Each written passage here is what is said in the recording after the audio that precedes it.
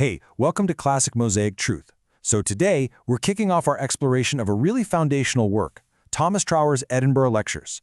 Now, these ideas came out over 100 years ago, but they offer such a powerful and practical way of looking at the world that honestly feels more relevant now than ever. We're going to start with the principle that underpins everything else, the relationship between spirit and matter. All right, let's just dive right in. Have you ever felt like you're just pushing against a wall?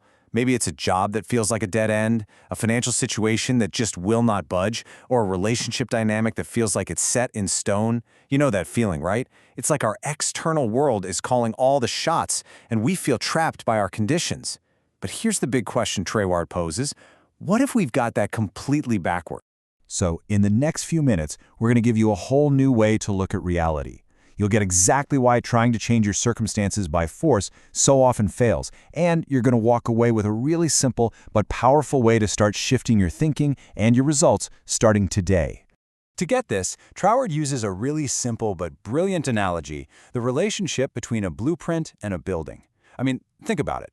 One is the invisible, carefully thought-out plan. The other is the solid, physical thing that you see. And this, right here, is the core of what he calls the relationship between spirit and matter. So you can see how he breaks it down here. Spirit is the invisible idea. It's the cause, the blueprint. And matter? Well, that's just the visible form that idea takes. It's the effect, the finished building. Now here's a really key point.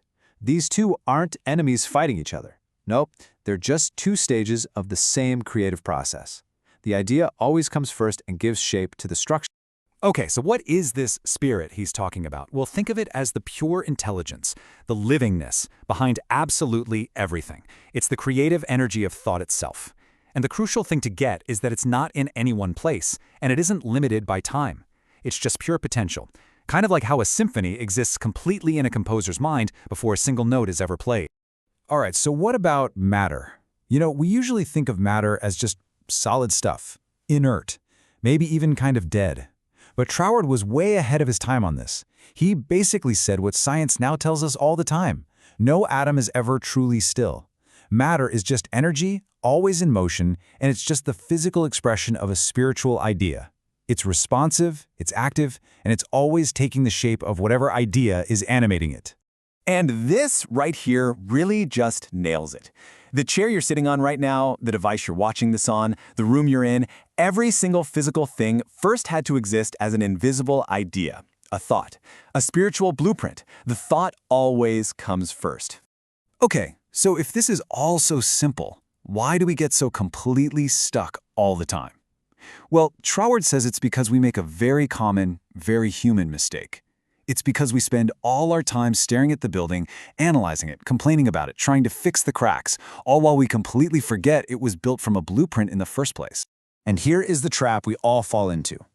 We look at our current conditions, our bank account, our health, our job, and we treat them as the cause of how we feel. We think, I feel terrible because my bank account is empty, or I'm so unhappy because of my boss. We see the condition as the thing that's in charge. But Troward just comes in and flips that whole idea on its head. He says your external conditions are never the real cause. They can't be. They are always the effect, the physical result of an unseen blueprint that started as a thought. This is a radical shift. It means the power isn't out there in the circumstances, it's back here, in the thought that created them. And there it is. That's the big mental shift. Trying to change your life by fighting your circumstances, it's like trying to change your reflection by touching the mirror. You can literally push on that mirror all day long, right? But nothing's going to change until you, the thing casting the reflection, change. We have to stop confusing the result with the cause. Okay, so this is all great in theory, but how do we actually use this? How does shifting our focus from the building to the blueprint really look in everyday life? Let's walk through a few real-world examples. Let's start with work. The matter-first view, which is our default mode, says, my job is the problem, or my projects are so boring. It's treating the job as a fixed reality. The spirit-first view just bypasses that completely and asks a much deeper question. What is the invisible idea I'm holding about my work? Is my core belief work is a struggle? Because that idea, that's the real blueprint that's shaping my experience at work every single day. And it works the exact same way in relationships. Oh man, it's so easy to fall into, he makes me so mad, or she always makes me feel this way. That's focusing on the external thing and giving away all our power. A spirit-first approach turns inward and asks, okay, wait, what's the thought pattern, the mental blueprint that I keep bringing to this interaction? And just asking that one question pulls all the power back from them and puts it on your own awareness. And that's where the change can actually happen. And let's look at habits. So often we try to fight the habit itself, right? We use willpower to just stop the physical action. But a much more effective question is, what's the invisible thought, the core belief that creates the need for this habit to begin with? In other words, what's the blueprint that's causing this thing to get rebuilt day after day after day? So you see the pattern here, right? If you want a different building, you can't just keep trying to patch up the old one. You've got to go back to the drawing board and draw a new blueprint. Change the original idea, and the physical outcome has no choice but to follow. It's such a simple formula, but it completely changes the game. All right, that's the theory. But let's bring this down to earth. I want to give you one super simple, really gentle exercise you can do, like right now, to start feeling this for yourself. Okay, step 1. Just pick one thing in your life that feels stuck. Step 2. For just a minute, deliberately set aside all the physical facts, all the drama around it. Just let it go.